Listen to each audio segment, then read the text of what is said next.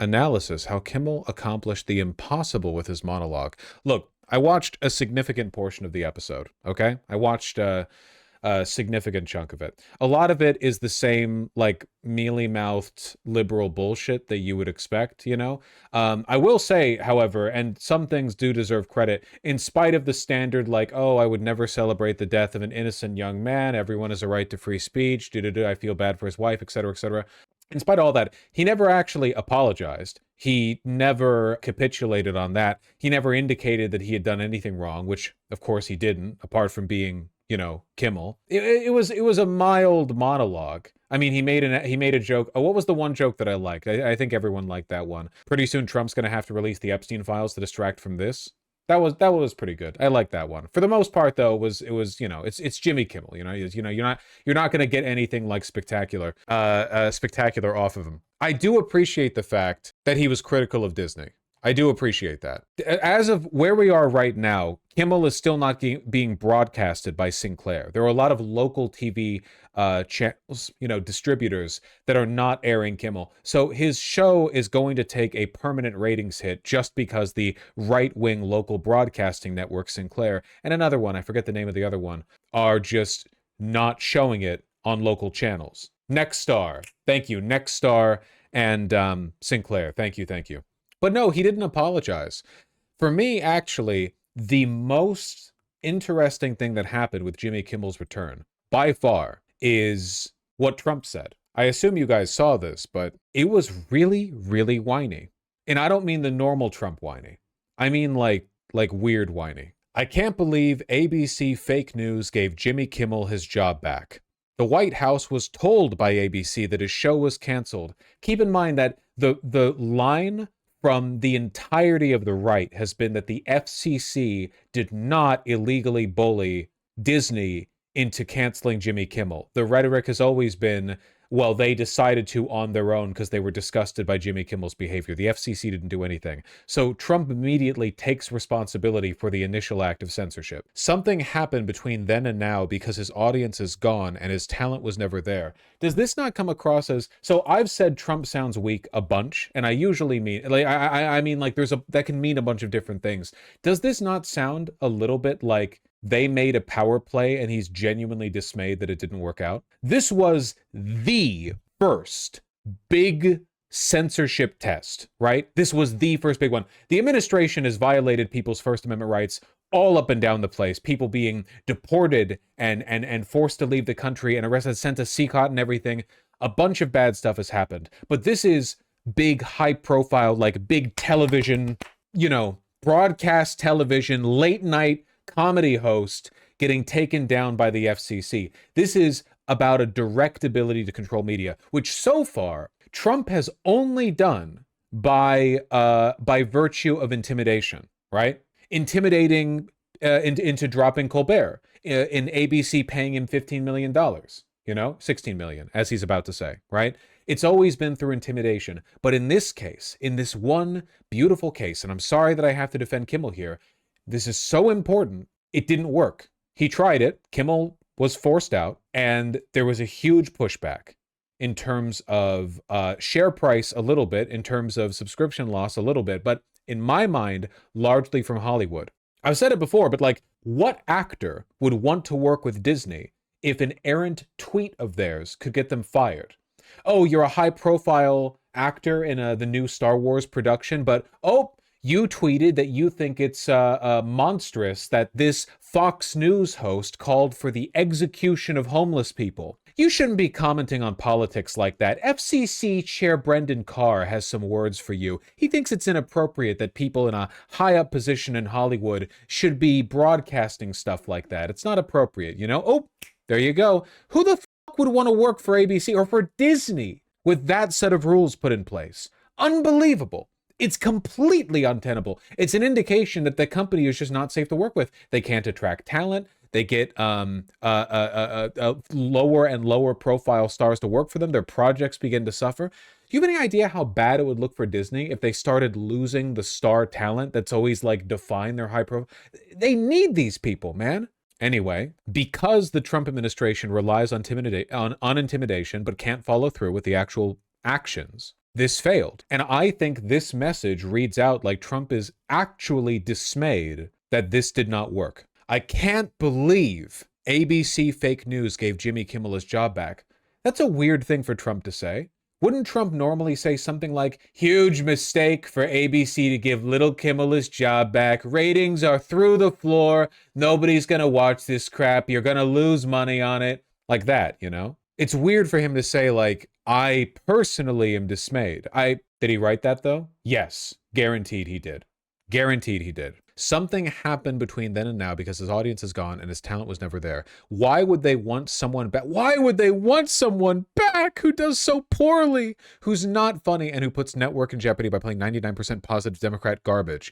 He is yet another arm of the DNC, and to the best of my knowledge, that would be a major illegal campaign contribution. That's not how that works. I think we're going to test ABC out on this. Let's see how we do. Last time I went after them, they gave me $16 million. This one sounds even more lucrative. A true bunch of losers. Let Jimmy Kimmel rot in his bad ratings. So this is actually insane. So what are we reading from this? In my opinion, let's armchair psychoanalyze, okay? So for one, normally Trump is whiny in a nobody is appreciating how great I am kind of way. This is just whiny. In fact, he does not praise himself once in the entire Truth Social post, which is really weird.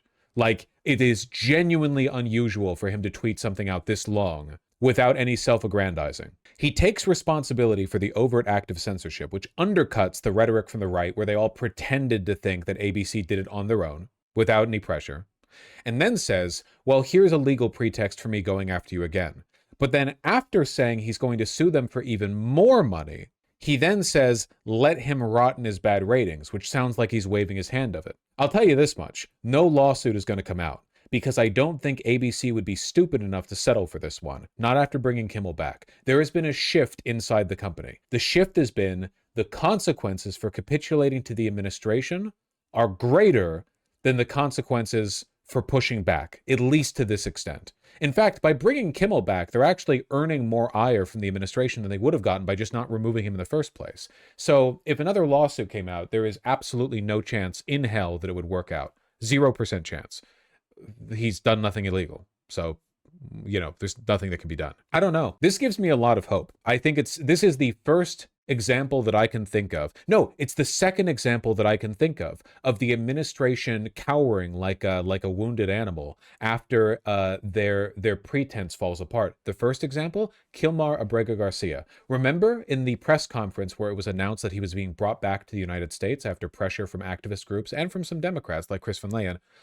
Remember Pam Bondi sounded like she was going to cry? This was a person who they'd hinged so much rhetoric on, that this guy is evil and dangerous and et cetera, but they folded and they brought him back. And now, yes, they're continuing to harass him to the end of his life. Sure, that is true, but it was a massive capitulation. They said unambiguously, he will never set foot in America again. And then look what happened. This is the second instance that I can think of this like massive blowback, you know? There's another smaller one recently of a lawsuit against the New York Times being dismissed. What was it for, $100 bajillion? I don't know. I thought you said boycotts don't work against large corporations. Genuine question. What is it about my position on boycotts that motivates people to try to yes and me so much about them? Am I saying something offensive? I don't think that your individualist, liberal, corporate, consumerist obsession with like voting with your wallet is the be-all end-all of defeating these major mega corporations. I think the biggest pushback to Disney was from two sources. For one, pushback from within Hollywood, and for two, I think it was the fact that capitulating to Trump earlier did not fix the problem. They literally paid him $16 million for no reason. And what did they get from it? Nothing. No goodwill. Nobody at ABC was treated any better. I do think that to an extent, though, the loss in subscriptions was a contributing factor. I don't know. I don't think we have numbers on how many subscriptions for Disney Plus and Hulu and stuff were lost. I'm not entirely sure. What about the $4 billion in stock loss? That's nothing. That's just the $4 billion in stock loss for a company the size of Disney is borderline like a daily fluctuation. That's like market noise. Like, here's Disney year to date. Whenever you hear corporation, lost like so and so many $billion, you got to understand that in the context of how much money these companies have in their like evaluation, you know? Yeah, this little decline right here, which to some extent is attributable to the Jimmy Kimmel business, but it's all, you know, you get me. What happened in March? Liberation Day, buddy. Tariffs. A bunch of money left the stock market. Everyone was terrified. Oh, wait, that would be here in March. What would have happened here? Sorry, no, yeah. That would have been this. Was this another tariff crash? Anyway, irrelevant. Aren't you all excited by this? Do you have any idea how big of a deal it is that even for a shot like this, the administration has had to capitulate? I'm amped up, okay? It showed like how weak they are when corporations don't completely capitulate. And by the way, we'll talk about that Kamala Harris interview in a second. I'm sure you guys saw that quote where Kamala Harris said, you know, I always thought the titans of industry would protect our democracy or something like that. God, I hate her. I hate her so much.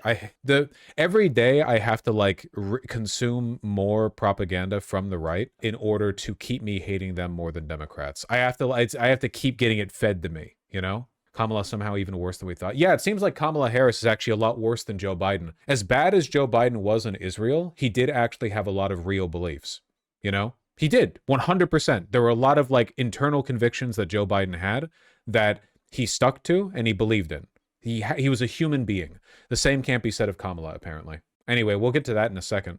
Stuff like this also gives me a lot of hope. Here, wait, last second roundup, okay? Joe Rogan spoke out and said that the anti-free speech stuff from Trump was pretty bad. Now, again, Joe Rogan is a spineless fish blob person who has no consistent beliefs and only says what appeals to his audience at any given moment. But what this tells me is that at least in the position of Joe Rogan and his handlers, this whole like cancel culture crusade from the right, it's not a winning one in the long term. Not with the 18 to 35 male demographic. You get me? That's very important. And I've said this. This like hate speech isn't free speech. You don't have a right to say this stuff if it hurts my feelings line from the right is not going to land well with that demographic, because that demographic is largely made up of self-interested, you know, borderline sociopaths who just want to be able to offend people online. They're not that kind of person. They don't want to feel power that way. I think Theo Von also recently, though Theo Von wasn't speaking about the free speech stuff specifically, the Department of Homeland Security Twitter account, which constantly puts out like meme shitpost videos about how the Jews need to be eradicated or whatever. Theo Von was used in that video, and he was like, hey, don't use me in this. My thoughts on immigration are more complex and nuanced than this video allows, and my heart goes out to immigrants or whatever. Theo Von is, of course, an idiot who supported Trump. But again, it's more like a signal to that age demographic. You know what I'm talking about?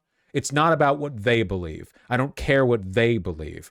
But they are very good at determining what is marketable to a certain group of people. The group of people that support Trump the strongest, frankly, or one of those groups. Yeah, here was the ICE video that was posted. You can kind of get a feel for the tone of the video a little bit without any audio. I think the audio has copyright music, so I can't play it anyway. Congressman, can I just read you something? This is what the President of the United States says. And you tell me whether you think this sounds like coercion or not.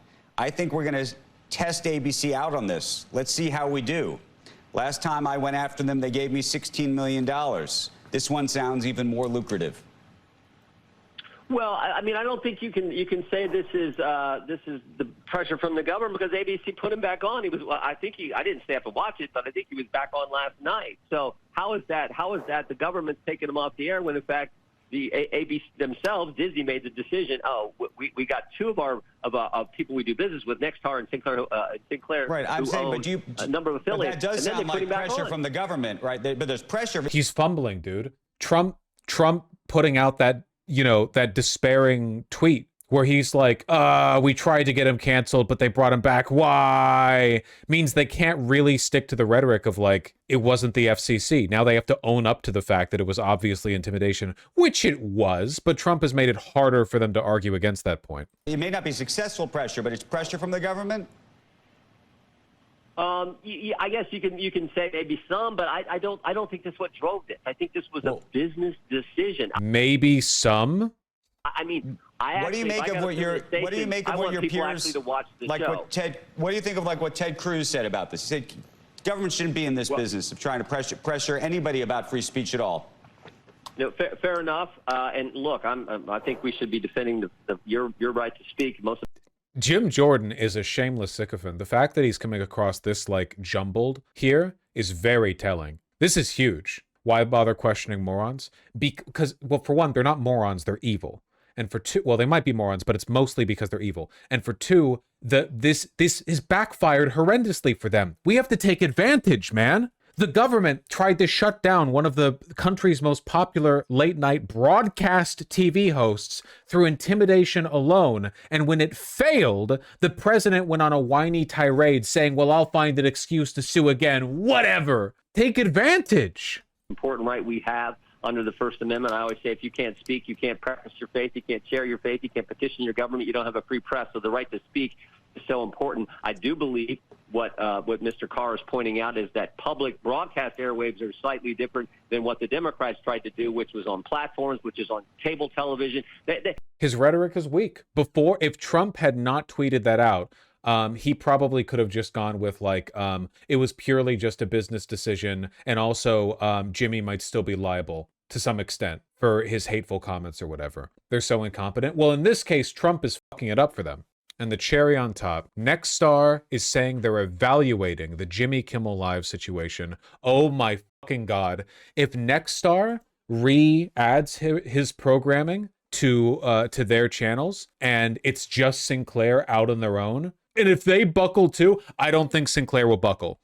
Sinclair is fucking evil. Those people are evil, evil sons of bitches. They are very ideologically motivated. They would lose money if it meant they could cause more suffering in the world. Nexstar is continuing to evaluate the status of Jimmy Kimmel Live on our ABC-affiliated local television stations, and the show will be preempted while we do so. We are engaged in productive discussions with the executives of the Walt Disney Company with a focus on ensuring the program reflects and respects the diverse interests of the communities we serve. Kimmel did not capitulate or apologize in his return. I don't think he's going to just get back on with Nexstar. I think Nexstar is going to fold. Is this the turning point to the end of Trump? No, but I think it's cracks. It's cracks in the armor, okay? They rely on intimidation. They rely on people capitulating preemptively. Remember, the administration ran out the gate with 50,000 executive orders and lawsuits to everyone. Lawsuits to a bunch of local law firms, lawsuits to a bunch of universities, lawsuits to a bunch of threatening to remove individual judges from their jobs. But over and over and over and over again, when people hold their ground, as long as they're not literally a federal employee, in which case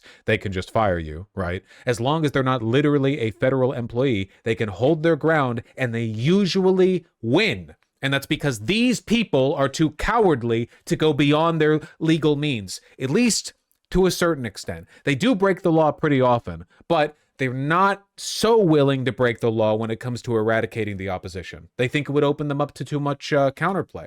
Maybe they're right. I find it very exciting. This whole Jimmy Kimmel situation that is happening right now. Yeah, wild. Very wild. Okay, first of all, the FCC is, you have to have a license to broadcast, which is kind of crazy when you think about what that means now. Because, like, what does it mean? It's true that it's an antiquated system. To mean that you used to have a license to broadcast because you were going to influence so many people, they had to make sure that you were on the up and up, right? So, well, there were a limited number of airwaves. On broadcast TV, it's broadcast like the airwaves. There are a limited number of frequencies that you can use to broadcast. That's why we still control radio channels, because there's a limited range of radio frequencies that you can take advantage of. If everyone just starts flooding an area with all of their own unlicensed radio and TV broadcast stations, then nothing would work for anyone. But now it's all digital. We shifted over from broadcast to digital back in 2008. So I don't think we have broadcast TV at all anymore. It is true that this element of the FCC is outdated. Yeah, they had to make sure that you didn't swear. So if you had a license and you were on CBS or NBC or ABC, you could not swear, right? That was the rule. This was only because the government took advantage of the fact that they had a legitimate reason to regulate the airwaves to enforce their rules on those airwaves. That's why there's always been different rules for broadcast TV and cable. But again, broadcast TV doesn't exist anymore. There's not really any reason to hold that distinction. And then along came cable. And somehow or another, cable Change the game. is a different thing, right? Because cable, you just you have to pay for it, I guess, so it's different. And so then some of the channels you don't have to pay for. It used to be the only ones that swore were like HBO, where you had to pay for. And then all of a sudden it became... He's in media. I'm surprised he doesn't know. I work in telecoms, and broadcast TV is very much still a thing. Didn't we switch all of the major broadcast networks from broadcast to digital in 2008? Wasn't that when we did the big switch? Like the broadcast, the waves might still be used for something, but when you turn a TV on and you watch like CBS, you're not watching it via broadcast airwaves. Broadcast TV still exists, it's just digital signal now. No, that's what I'm saying. It's not actually broadcast. It's a legal distinction that exists only because the FCC had a legitimate reason to regulate airwave coverage back in the day, but nowadays there's no reason to distinguish between airwave coverage and... It is broadcast, though. It's broadcast, but not radio. It's still broadcast. They didn't regulate it because it was anything is broadcast. I'm broadcasting right now. I'm talking about we're not... The government no longer has a reason to limit the airwave saturation in the way that it did before, though you do still have like the limited number of channels, I guess. It's the same airwaves, just how they encode the digital signal. Yeah, but that means there's not as much risk of it competing. Wait, hold on. Do digital broadcast signals have as much risk of overlapping each other? Like, how much more space do you get bandwidth-wise?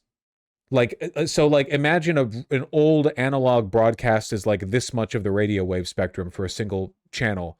Could you bring it down to here digitally, or is it like more or less bandwidth? I'm not reading that shit, Free Palestine. I'm not reading that shit either. Wikipedia.org/wiki/broadcasting. You people are so f***ing boring. I'm talking with chat right now. What the here's an essay. Here's a copy-pasted paragraph. Here's a link. Jesus fuck. No wonder you people can't make friends. Cute girl at the coffee shop walks up to you and she's like, that's such a cool espresso machine, you know? How do you use it? I'm assuming you're working here, which I suppose by virtue of being a chatter, you probably don't have a job. And you're like, here's the manual. Kind of any of them, because they realize, like, hey, we don't... Like FX, we can swear, guys. Like we only don't swear because we want to think of ourselves as TV. Right. But HBO was like, you know, with The Sopranos, with HBO comedy specials, in the beginning that was a big one. You could just swear. Movies, you didn't have to bleep anything out, just wild. And so these, what you're dealing with even, like, first of all, I definitely don't think that the government should be involved ever in dictating what a comedian can or cannot say in a monologue. That's crazy. It's crazy. Now, if the problem is the companies, if they're being pressured by the government, so if that's real, and if people on the right are like, yeah, go get them, oh my God, you're crazy. You're crazy for supporting this. Again, I still feel like leaving aside the tech question or me not knowing what digital broadcast means, to me, this is like such a crack in the armor, right? This is such a like warning sign for them. The MAGA movement might contain within it tens of millions of random like boomers and people out in the sticks and whatever but the energy of the movement is and always has been sustained largely by its loudest sociopaths. Often the tech literate loudest sociopaths. That's why the regardless of like the average age of the Democrat and Republican voter being fairly comparable, the Republicans are much better at online messaging. And the federal government is much, much more aggressive in its messaging, you know? The loud, aggressive sociopaths, most of whom come from this demographic, 18 to 35 males. So if this demographic is shifting, if there's enough of a shift that Joe Rogan would feel the need to capitulate here, yeah, I've made the point. Vosh doesn't understand how packets flow from hub to hub across the world. That is true. It seems pretty complicated. I will say, though, that I stand by my original assertion, which is that the FCC had to do something legitimate, which is manage broadcasted airwaves, and then they took advantage of that airwave regulation to impose a bunch of rules, like you can't show buttholes or whatever. But that wasn't like a necessary consequence of their airwave regulation. That was something they chose to do. By broadcast, you mean the channels I get when I hook up my TV antenna? No, by broadcast, I mean what your mom does when she shoots a level 3 fireball, okay? Shut the